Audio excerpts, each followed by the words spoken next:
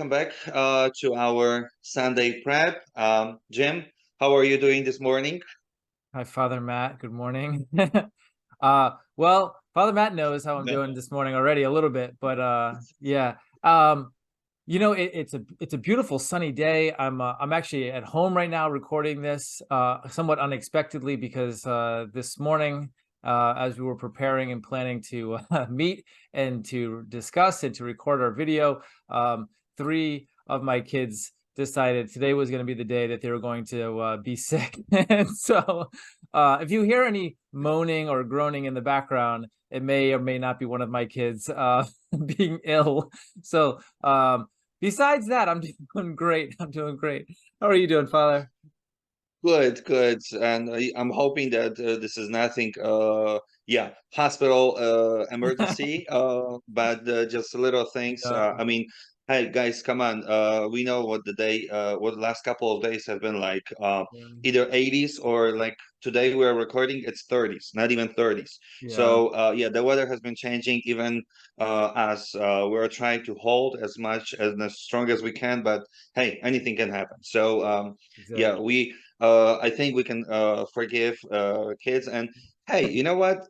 On the other hand, he can sit at home, for the morning. So it's not a bad thing. That's true. Yeah, it's not all bad. It's not all bad.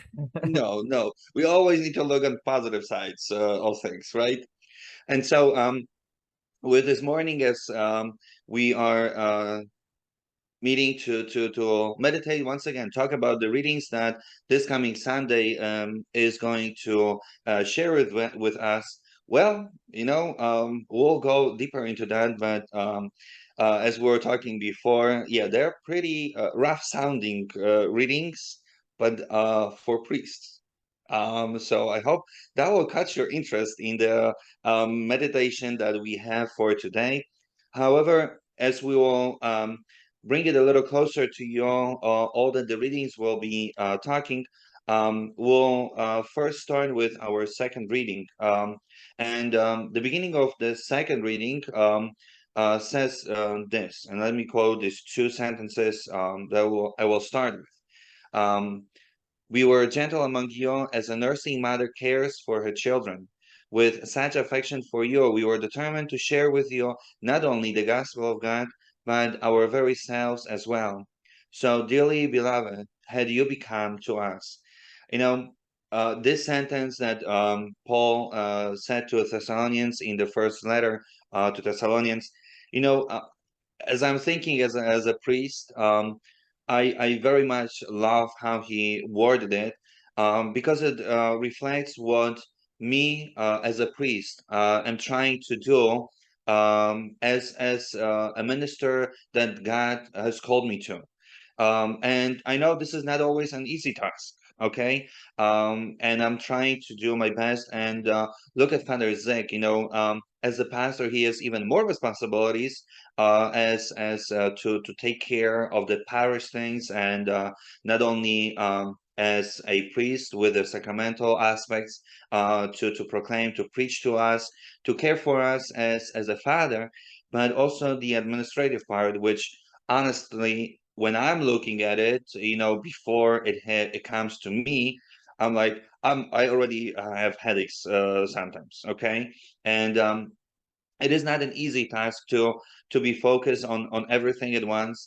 And like here in our parish, it is not only the parish life every day, but we also have a school.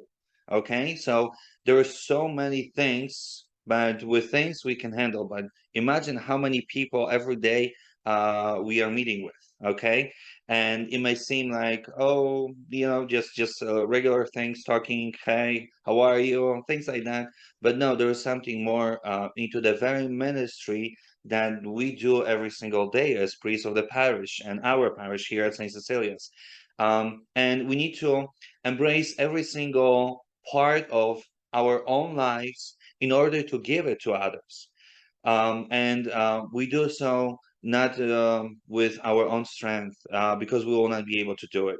It is the beautiful strength of the Eucharist that we daily celebrate with the two masses every morning, 6:30 and 8, that we take the very strength of the Eucharist, and the very strength is the love of God that is being poured out upon our parish in the celebration of everyday Mass.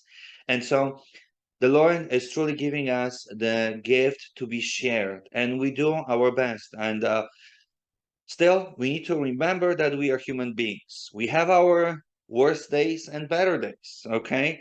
We sometimes, you will see us with the big smiles on our faces, and sometimes you will see, like Father Matt, when you see Father Matt in the morning, you will see sometimes a wall, literally. You can put any picture on it, but the wall will not move, okay? Father Matt is not a morning person. So sometimes it's hard to talk to him in the morning, but he's trying his best. I can tell you that. And I know I'm talking about myself in the third person, but that's how I am. And there is nothing I can do about it. I'm trying, but I'm not a morning person. Whereas Father Zig is complete opposite. He is bright and shine and ready to roll from the first very bright early morning every single day. So, but then the heart changes, and I'm better in the evening. And for him, that's the end of the day, and so he is trying to realize. So we are the two aspects, and all that our reading brings today is what we are to become and what we need to offer every single day. Okay. But at the same time, we need to remember that we are working together with you. The strength that we receive is the love of God in the sacraments, but it is also the people of the parish. And that I mean you. You are our everyday strength, and the willingness to do even more, to reach beyond ourselves. And I hope we are trying and doing our best every day, and then you may be able to take from all that and reach us as well.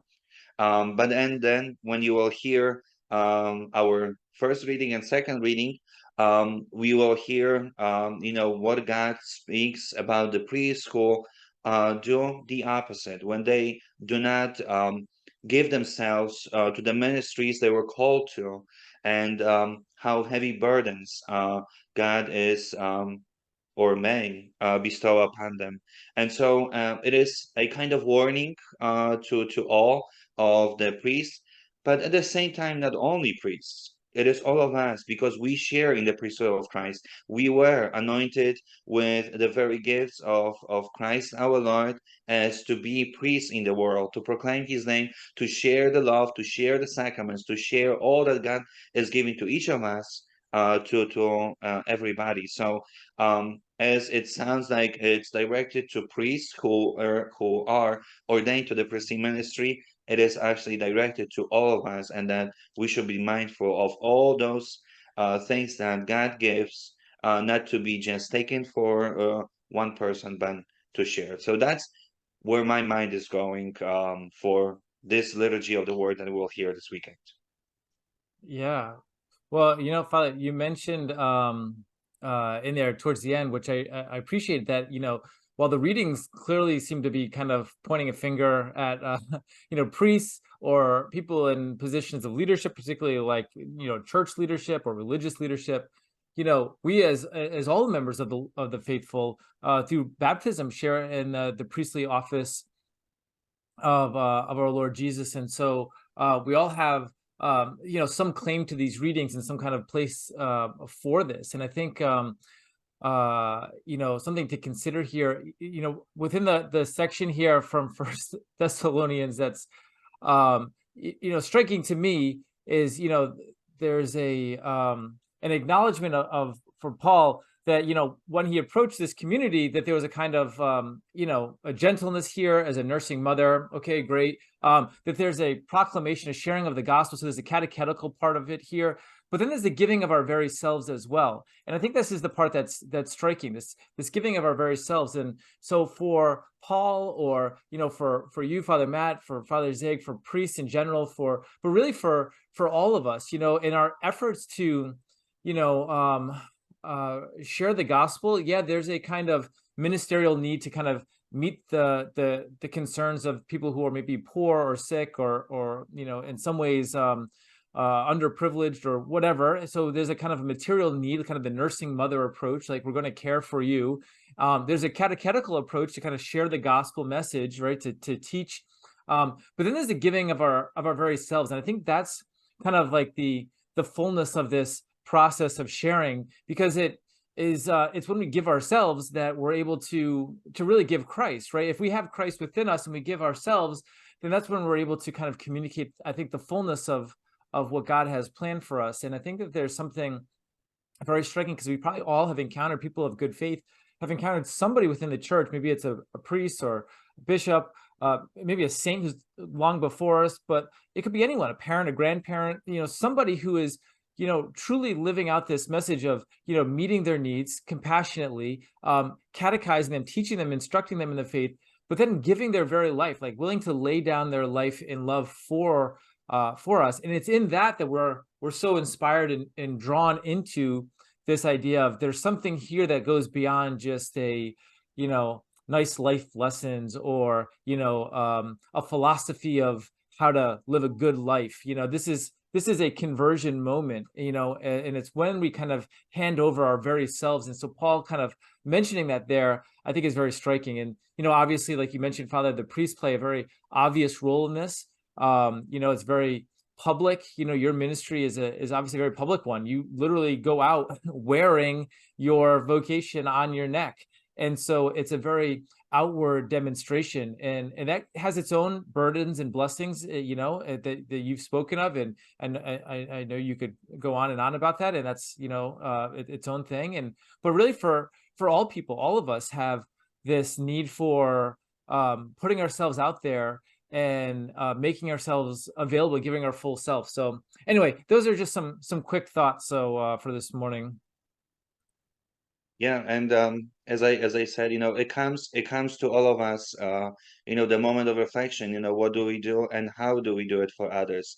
Is it only in word? Is it only in deeds, good deeds to help others, or both of them go together? So I hope it will be a meditating moment for all of us, even deeper, as we slowly come to an end of the year, and we'll be talking about the last three things that will be coming in our readings in the end of this liturgical year, as we mentioned even last week, and especially during this month of November, which we just began, because it is a month commemorated to all the faithful departed, those who have gone before us.